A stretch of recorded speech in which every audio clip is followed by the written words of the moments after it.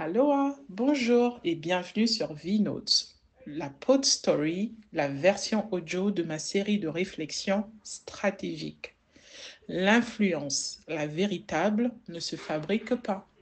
Elle ne se mesure ni en nombre de vues, ni en tendance d'éphémère.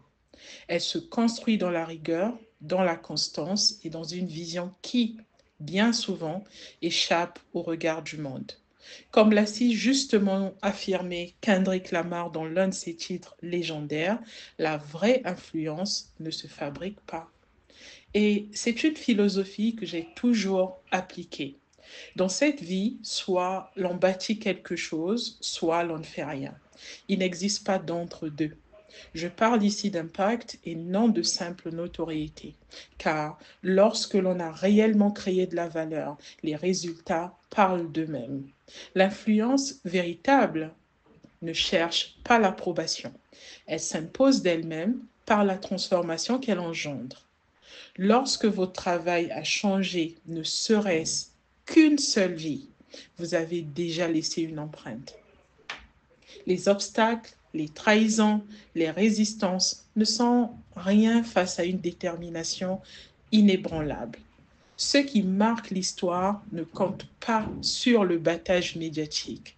Ils comptent sur leur vision, leur discipline et leur capacité à persévérer dans le silence. L'approbation finit toujours par arriver, mais souvent, elle survient bien après que Dieu ait déjà tout orchestré.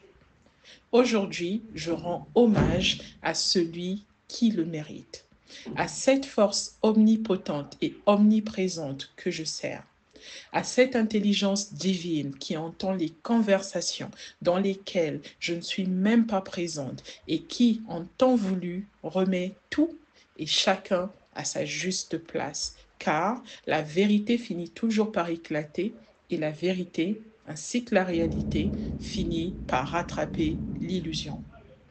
J'ai attendu longtemps, j'ai observé, j'ai bâti pendant que d'autres ne cherchaient qu'à être vus.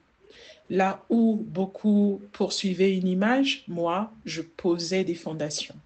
Et aujourd'hui, le moment est venu de parler.